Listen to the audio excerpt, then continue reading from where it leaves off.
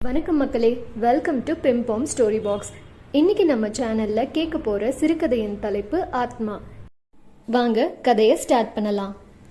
அஞ்சனா சென்னையில் ஒரு பெரிய ஐடி நிறுவனத்தில் வேலை செஞ்சுக்கிட்டு இருந்தா.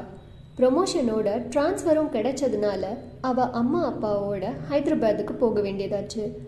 அங்கே ஒரு அழகான தனி வீடு, குட்டி தோட்டமும் இருக்கவே அவங்களுக்கு அந்த வீடு ரொம்பவே பிடிச்சி போச்சு. புது ஊர், புது வீடுன்னு அவள் நாட்கள் ரொம்ப சந்தோஷமாக தொடங்கினாங்க.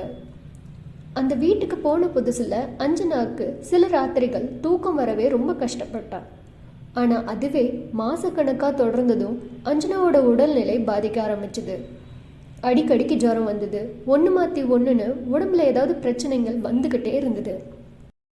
சொந்தக்காரங்க தெரிஞ்சவங்கன்னு சொல்கிற எல்லா டாக்டர்ஸையும் கன்சல்ட் பண்ணி பார்த்தாங்க. அவங்க சொல்கிற எல்லா டெஸ்ட்ஸையும் எடுத்தாங்க. ஆனால் ரிசல்ட்ஸை பார்த்து டாக்டர்ஸே ஆச்சரியப்பட்டாங்க. ஏன்னா எல்லா ரிசல்ட்ஸ்லேயும் அஞ்சனாவோட உடம்புல எந்த பிரச்சனையும் இல்லைன்னு காட்டுது. ஆனாலும் ஏன் அஞ்சனாவோட உடம்புல எந்த முன்னேற்றமும் இல்லைன்னு டாக்டர்ஸாலேயே சொல்ல முடியல.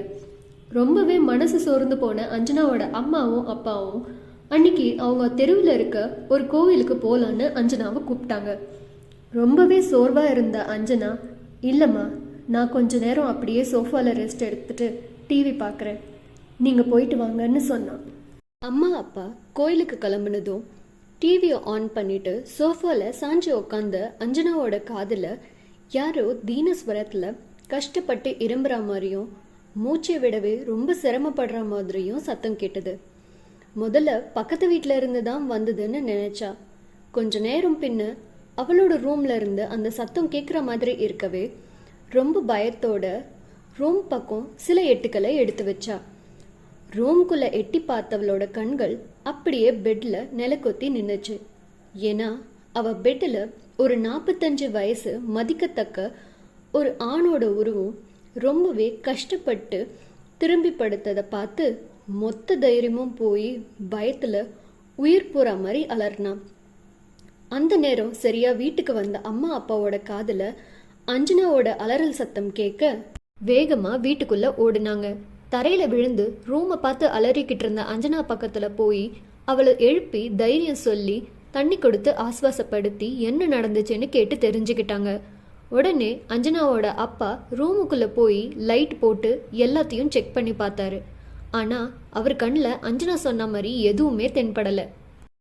இனிமேவும் தாமதம் செய்யக்கூடாதுன்னு நினைச்ச அஞ்சனாவோட அப்பா அவருக்கு தெரிஞ்ச ஒரு குறி சொல்றவருக்கு கால் பண்ணாரு. அவர் அந்த வீட்டுக்கு வந்த நாள்ல இருந்து இந்த நிமிஷம் வரைக்கும் நடந்த எல்லா அமானுஷ்யமான விஷயங்களையும் அவர்கிட்ட சொன்னாரு. எல்லாத்தையும் கேட்டுக்கிட்ட குறி சொல்றவரு, நாளைக்கு நான் உங்க வீட்டுக்கு வந்து உங்களோட எல்லா பிரச்சனையும் தீர்த்து வைக்கிறேன். ஆனா இன்னைக்கு ராத்திரி உங்க பொண்ணை ரொம்ப பத்திரமா பார்த்துக்கோங்க. அவளை தனியா விடாதீங்க, உங்க கூடவே வச்சுக்கோங்க. நாளைக்கு காலையில் உங்கள் வீட்டில் நான் இருப்பேன், கவலைப்படாமல் போய் படுங்க அப்படின்னு சொன்னார். அவர் பேசினதை கேட்ட அஞ்சனாவோட அப்பாவுக்கு கொஞ்சம் தைரியம் வந்த மாதிரி இருந்தது. அன்னைக்கு நைட்டு அஞ்சனா, அவங்க அம்மா அப்பா எல்லாரும் ஒரே ரூமில் தான் தூங்குனாங்க. நல்லா தூங்கிக்கிட்டு இருந்த அஞ்சனாவோட அம்மா கழுத்தில் யாரும் அமுக்குற மாதிரி இருக்க அலறி அடித்து எழுந்தாங்க. பக்கத்தில் இருக்க அஞ்சனாவை பார்த்தா அவளோட உடம்புல அங்கங்கே கீறலாக இருந்தது. சில கீறல்கள் இருந்து ரத்தம் வர்றதை பார்த்து அவளை எழுப்புறதுக்கு முயற்சி பண்ணாங்க. ஆனால் அவளும் மயக்கமான நிலையில் இருந்தா. பக்கத்து வீட்டில் இருக்க ஒரு நர்ஸோட உதவியால் அவளுக்கு ஃபர்ஸ்ட் எய்ட் கொடுத்தாங்க. அவளோட சுவாசம் சீராக இருக்குது, எந்த பிரச்சனையும் இல்லை, நல்லா ரெஸ்ட் எடுத்தால் சரியாயிடும்னு அந்த நர்ஸ் சொன்னதுக்கப்புறம் தான் அவங்களுக்கு நிம்மதியாச்சு. அந்த சம்பவத்துக்கு அப்புறம் அஞ்சனாவோட அம்மாவும் அப்பாவும் அன்னைக்கு ராத்திரி முழுசும் தூங்கவே இல்லை. அடுத்த நாள் காலையில் வீட்டுக்கு வந்த குறி சொல்கிறவர் வீட்டை ஒரு முறை சுற்றி பார்த்தாரு. தூங்கிக்கிட்டு இருந்த அஞ்சனாவோட நெத்தியில் கை வச்சவர் அவர் ரூம் எங்கன்னு கேட்டு அங்கே போய் சில பொருட்களை தொட்டு பார்த்து அந்த அறையிலேயே உட்காந்து தியானம் பண்ணார். தியானம் முடித்தவர் அஞ்சனாவோட அம்மா அப்பா கிட்ட இந்த வீட்டுக்கு வரத்துக்கு முன்னே இங்கே யார் இருந்தா அப்படின்னு அக்கம் பக்கத்தில் விசாரிச்சிங்களான்னு கேட்டார். ஏதோ ஒரு விபரீதம் இருக்குன்னு தெரிஞ்சுக்கிட்ட அஞ்சனாவோட அப்பா, இல்லை ஐயா, ஒரு ஆப்பில் பொண்ணு இந்த வீட்டை பற்றி சொன்னா, வீடும் நல்லா இருந்தது, எங்களுக்கு ரொம்ப பிடிச்சிரவே நாங்கள் இந்த வீட்டில் உடனே வாடகைக்கு வந்துட்டோம்னு சொல்ல ஒருவேளை விசாரிச்சிருந்தீங்கன்னா இந்த வீட்டுக்கு வந்திருக்க மாட்டீங்க.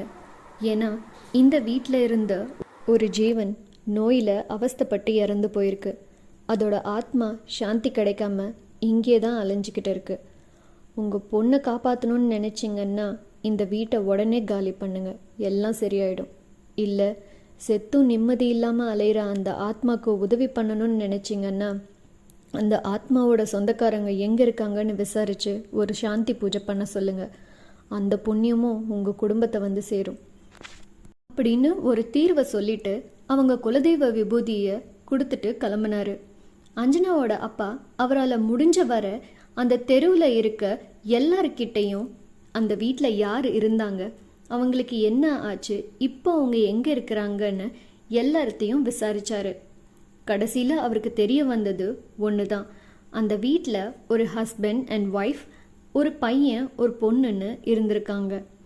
நல்லா இருந்த அந்த கணவரோட உடல்நிலை சரியில்லாமல் போக ஒன்று மாற்றி ஒன்றுன்னு நோய் வந்து படுத்த படுக்கையாக ஆகி ஒரு நாள் அந்த வீட்டிலையே இறந்தும் போயிட்டாரு. அவர் இறந்து போன 6 மாதத்தில் அந்த குடும்பம் அவங்க சொந்த ஊருக்கே போயிட்டாங்க.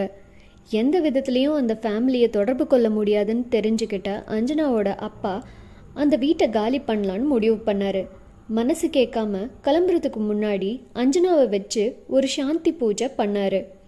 பக்கத்து வீட்டில் இருக்கவங்க கிட்ட ஒருவேளை அந்த ஃபேமிலி கிட்ட பேசுகிற வாய்ப்பு கிடைச்சா மறக்காம அவருக்கு ஒரு சாந்தி பூஜை மட்டும் பண்ணுங்கன்னு சொல்லி அந்த வீட்டை காலி பண்ணிட்டு கிளம்புனாங்க.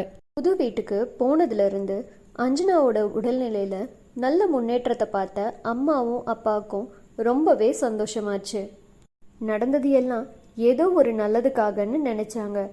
அஞ்சனாவால் நிம்மதி இல்லாத அந்த ஆத்மாக்கு சாந்தி கிடைக்கணுன்றது அந்த தெய்வத்தோட சித்தம்னு அவங்க நினச்சாங்க. இந்த சிறுகதை உங்களுக்கு ரொம்பவே பிடிச்சிருக்கும்னு நம்புகிறோம். சேனலை சப்ஸ்கிரைப் பண்ணி கேட்டு என்ஜாய் பண்ணுங்கள். மறக்காமல் லைக் பண்ணி உங்கள் ஃப்ரெண்ட்ஸ் அண்ட் ரிலேட்டிவ்ஸ்க்கு ஷேர் பண்ணுங்கள். நன்றி.